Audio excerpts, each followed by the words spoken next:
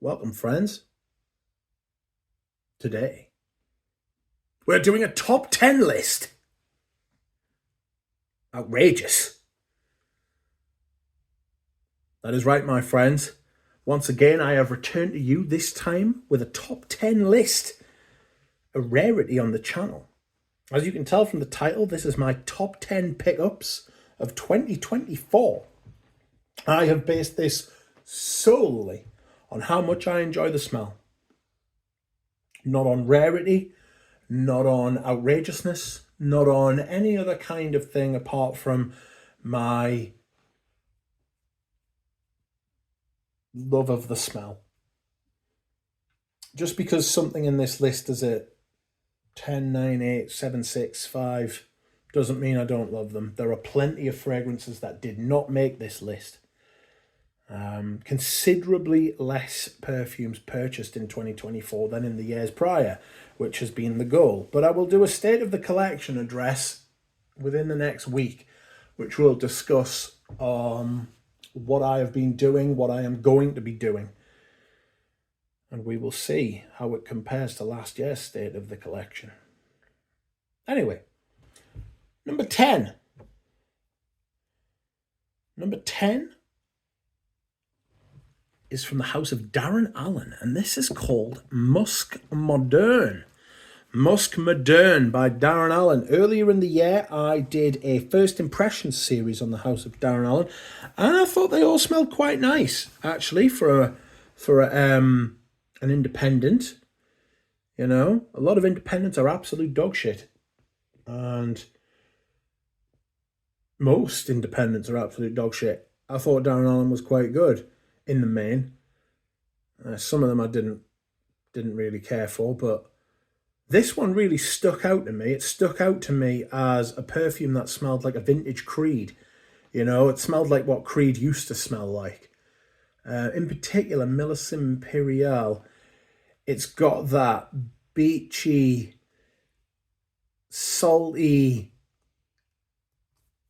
ambergris, sandalwood, musk thing going on in the dry down, which is what made Creed great and is why they have fallen so far, because they've just abdicated that completely, you know, and they've just walked away from it and said, we don't want it.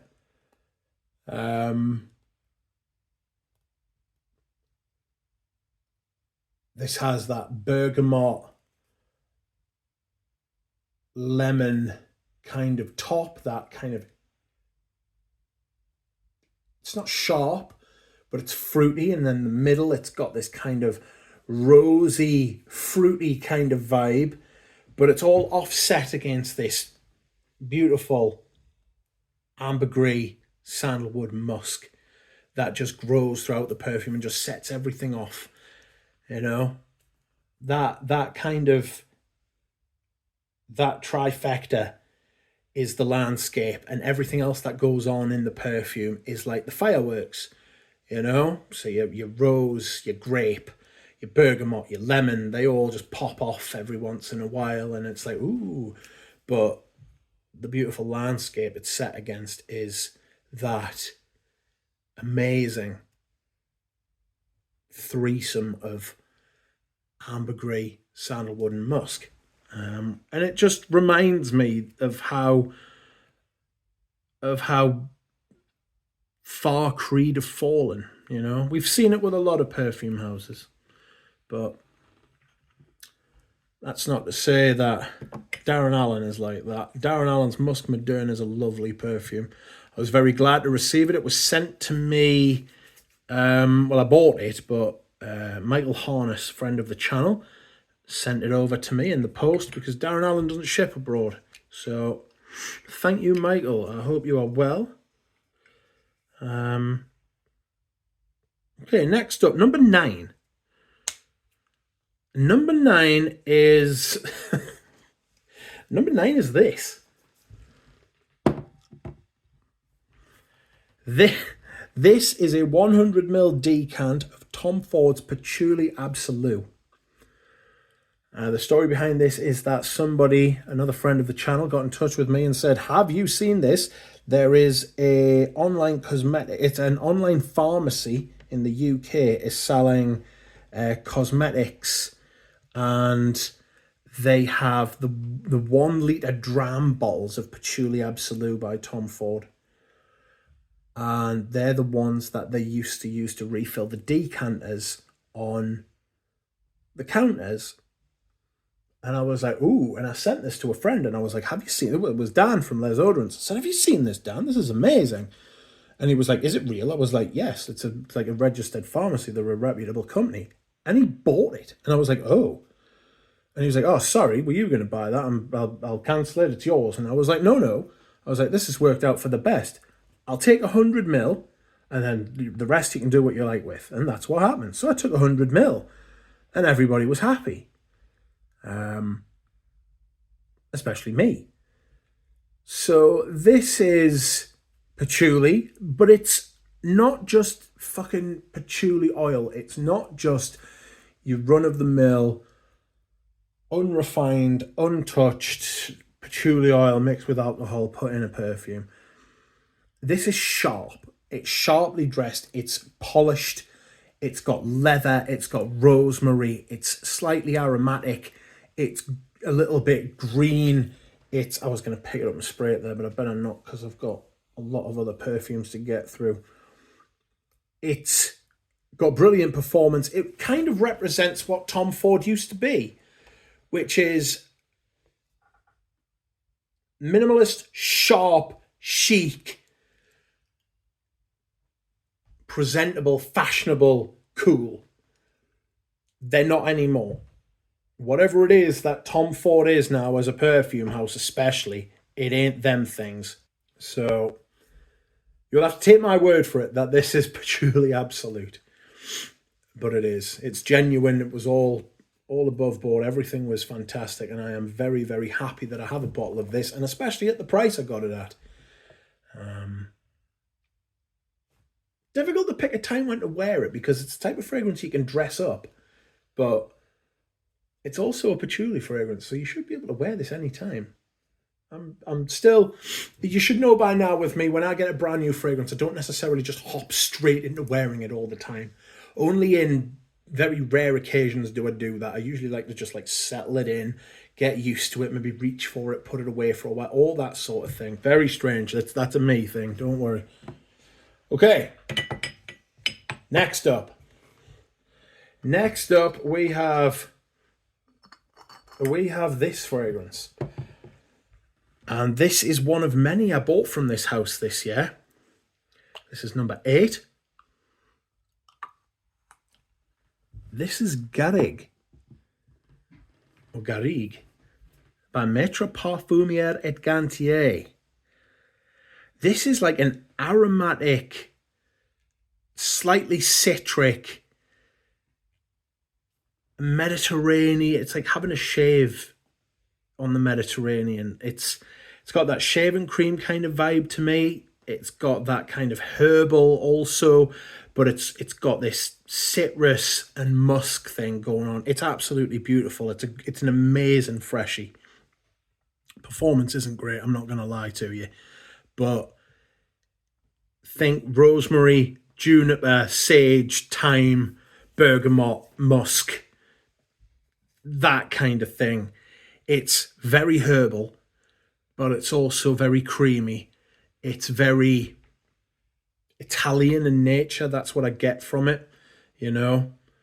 And I'm not using this bottle yet. I've actually got a modern version, which I'm just lashing on like a cologne, like 20 sprays at a time, you know, 4 times a day.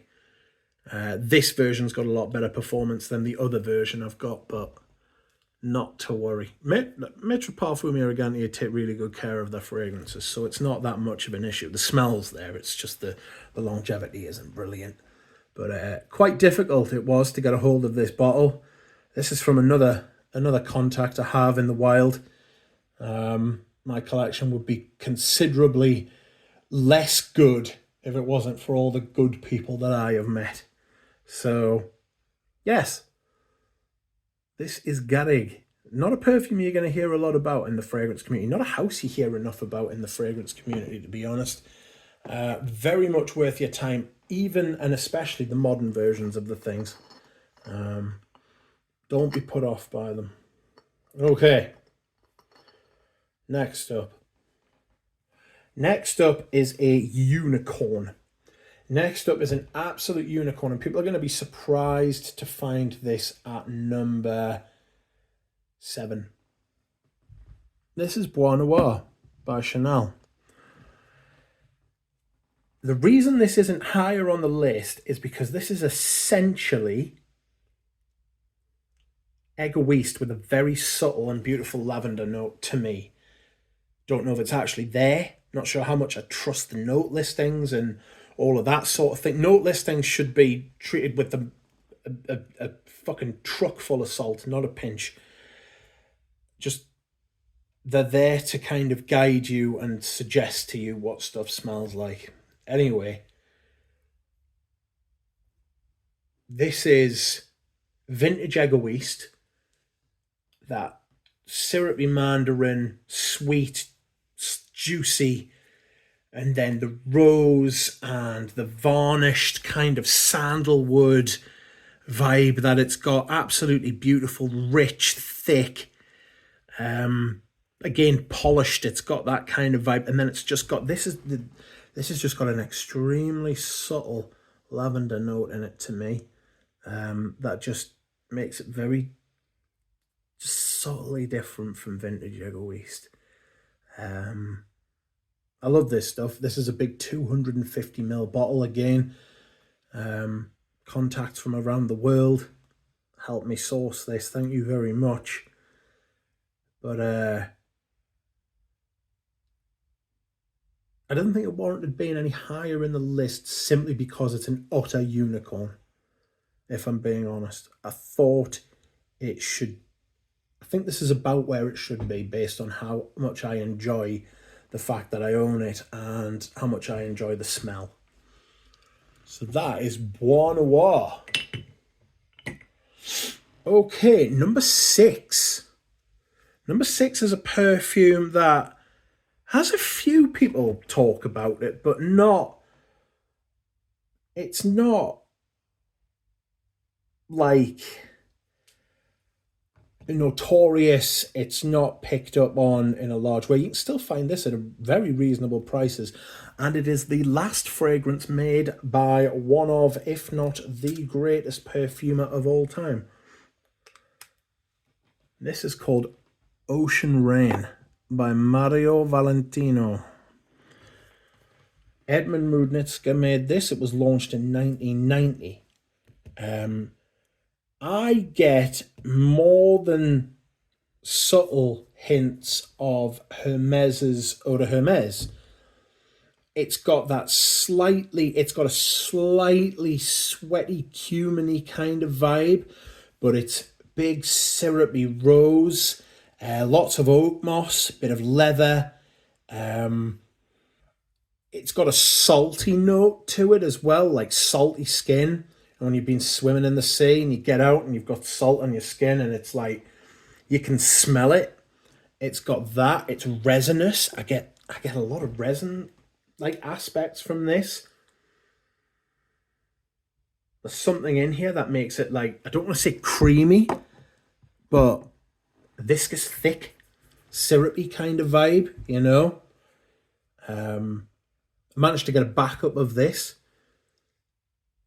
I think this is a fantastic fragrance. It's very different from what's being released now. I mean, it's 35 years ago now.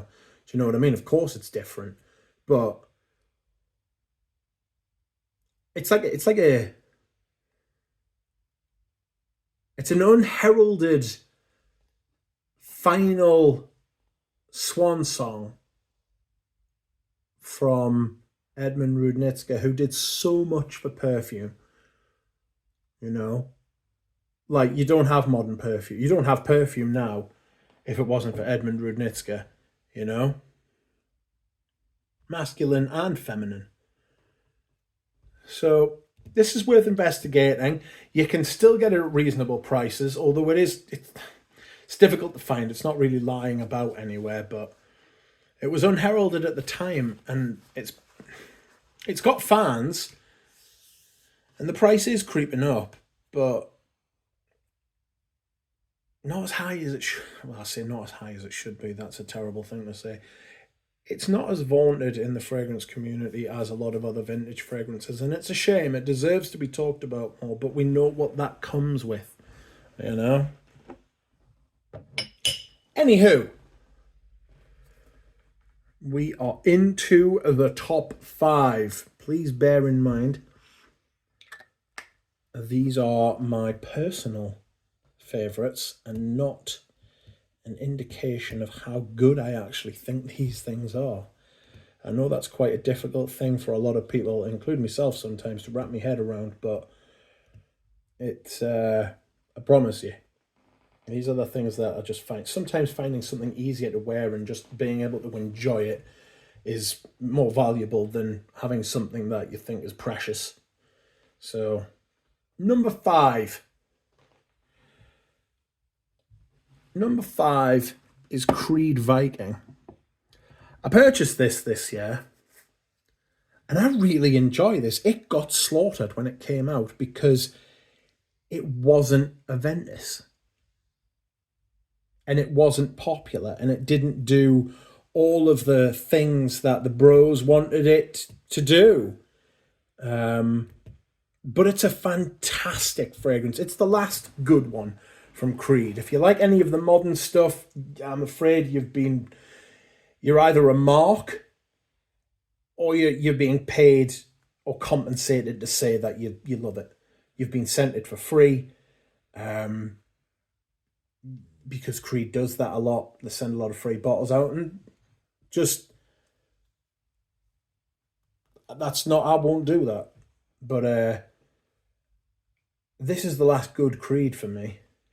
It's fantastic. It's peppery. It's got mint. It's a big lavender. It's got a little bit of something creamy and spicy in the middle. People compared it to Old Spice, and I get it, but it's got this amazing mint note. Like it's not a spearmint. What's the other one? Peppermint. It's got peppermint in it, and it's got that kind of peppery, incisive, clean, inoffensive vibe going on, right? And then it's got this lovely creamy dry down. It doesn't have the ambergris in it, but it does have like that kind of musk, woody dry down, you know? It's classic. It's very old school. It's vintagey. It's no wonder I like it as much as I do. I find this a really easy wear, and I'm really glad I've got a bottle. Really glad. It's a fantastic perfume. The cologne and the other ones are just dog shit. I've got to be honest, the flankers of it are just absolutely woeful. But Viking itself, really good perfume. Really good. You can catch me wearing that in the spring when it is a little cold because it has that kind of warmth about it. Speaking of cold perfumes, number 4. And I'd be surprised that this is not higher, if I'm being honest. This is another unicorn-esque kind of perfume. Very difficult to get. Absolutely beautiful, but it is very standoffish. This is Iris Silver Mist by Serge Lutens. The only bell... No, not true. Not the only bell jar I own. This came out in 1994. It was made by Maurice Roussel, one of a couple of perfumes he's made by... not that he's made for Serge Lutens. To me, this is... it's iris and musk and some kind of slightly green woody vibe, but it's very, very irisy and only iris. I don't get much violet in it, but I get this kind of purple vibe, you know. This is really, really hard to get because as soon as it comes out on the Serge website, it just Gets sold out like that. An absolutely gorgeous fragrance, if I'm being honest. I've got some in my atomizer, my Serge Lutens atomizer. That's why there's such a big dent in this. But it's a stunning fragrance. It's cold. It wears all day. The performance on me is absolutely massive. And this is a modern bell jar, you know. Would I like to smell a vintage one? Yes, but I doubt there's much of a difference, if I'm being honest, because the iris kind of vibe hasn't really changed. This would have been revolutionary when it came out, because you didn't have iris soliflors particularly.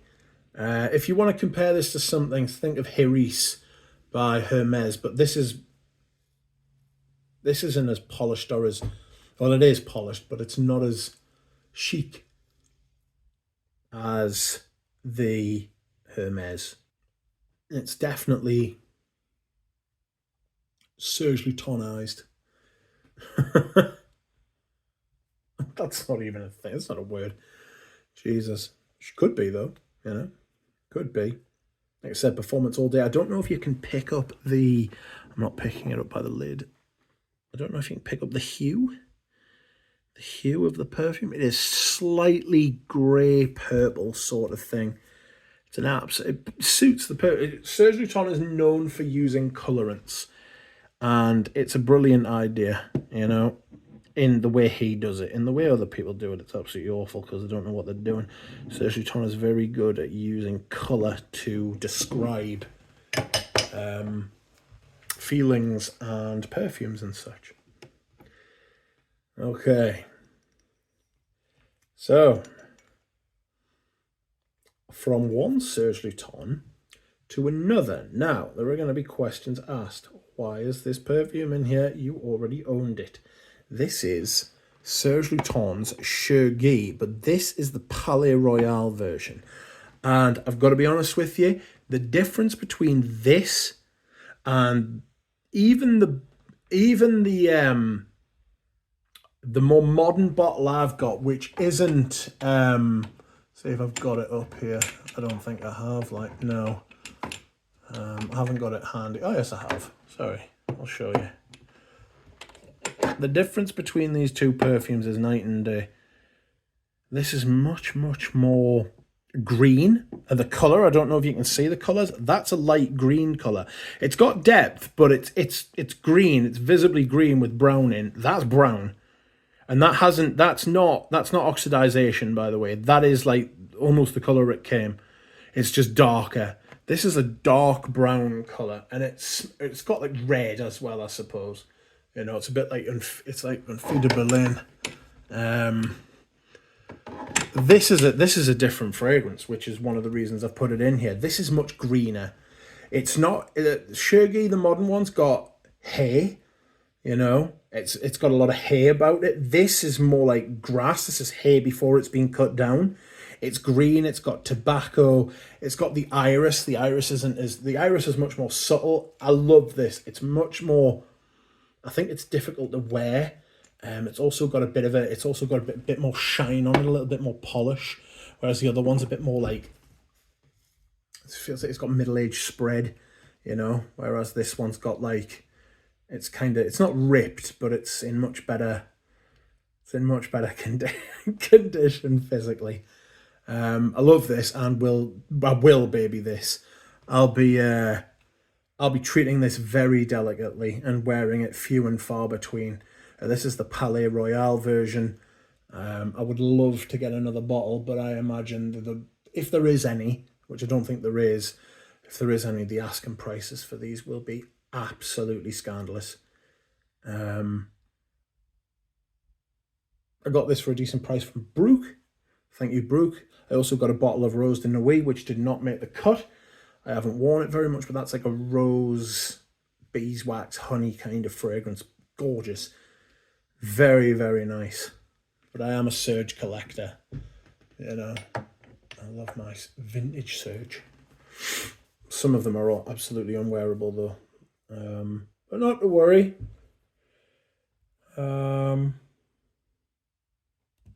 Okay, number two. We're down to the final two. And this may surprise a lot of people, but I absolutely fucking love this stuff. This stuff right here is Orangeur Sirocco by Les Indomptables. I got a few Les Indomptables. Mousse de Sable did not make the cut. This one, though, is absolutely fantastic. I love this so much. It's got a massive ambroxan type ambergris sort of thing going on in there. It's like sea air, but set back from the actual ocean, near the ocean, between the desert and the ocean, in that little fertile belt bit where it is in North Africa. Absolutely gorgeous. This is amazing. It dries down to like resins, and it's a little bit thick and creamy, but it's still fresh. It's very complex. It's got a lovely, like I think they call it African orange flower, but like an orange blossom kind of note at the top, which I love. It's the only white floral that I actually like, if I'm being honest. And it's got to be used in certain ways. I love it in Cuir Canage as well. I love it in Cuir de Lancôme. And I love it in this. I will wear this a lot in late spring and summer, all the way through. So that's sort of what time it is. It's like those warm summer days, summer evenings, nights, you know. Not that we get many of those in Britain, but that's when this perfume's for. It's absolutely gorgeous. I really, really like it. Not their most popular release. A lot of people weren't impressed. I think it might be overpriced, as a lot of things are now. I'm not saying it's the best perfume, but the way it smells and my reaction and how I enjoy wearing it, absolutely gorgeous. And we come to number one, and if you are a follower of the channel, you will not be surprised. This was an extremely limited and, in fact, unicorn type perfume. This was, of course, Paddock by Hermes. Big horse vibes going on in 2024, friends. Lots of horse here, horse there, horse everywhere, you know. Stunning perfume. This is their best stuff. This is the best stuff that Nigel has made for them, in my opinion, and it's not even close. Didn't enjoy Gallop as much as I wanted to. I liked the smell, but wearing it's a nightmare for me. Far too fruity and girly. This is hay. It's carrot seeds. It's ambery. It's got a note of manure apparently, but I get like a dark chestnut kind of vibe. It doesn't smell like shit. You know, it doesn't smell like bad carnivore shit. It smells like chestnut saddles. There's a horse coat. Like some horses are chestnut coloured, and it gives that kind of vibe. It's warm. You can see the picture on the front. It's somebody with the hands on the muzzle of a horse, like the horse's face, and it's got that. Imagine someone putting their hands on your face and being like, it's nice, you know, it's friendly, it's kind, and that's what this is. Expensive and very hard to get. I had to jump through many hoops to get bottles of this, and I managed to get a backup, thank God. I was not stingy. I've worn it a lot, but I've also decanted it to many people who have not smelled it. I'm no longer doing that. I'm sorry. I have to keep this and wear it. Spent a lot of money and a lot of fucking blood, sweat and tears to try and get bottles of this. Arguments with people and all that kind of thing. Being told off by friends not to hype it up so it becomes more difficult to find and goes through the roof. There were only 500 made, if you believe what they said. I have 2 of them, thank God. And I would actually like more, if I'm being honest. Because I'm going to wear the living fuck out of this spring and summer. It's like a spring and summer amber. Anyway, I hope you've enjoyed this list, friends. Don't do lists very often. I hope you've enjoyed it. I have enjoyed it. Surprised. And that's it. Thanks very much, everyone.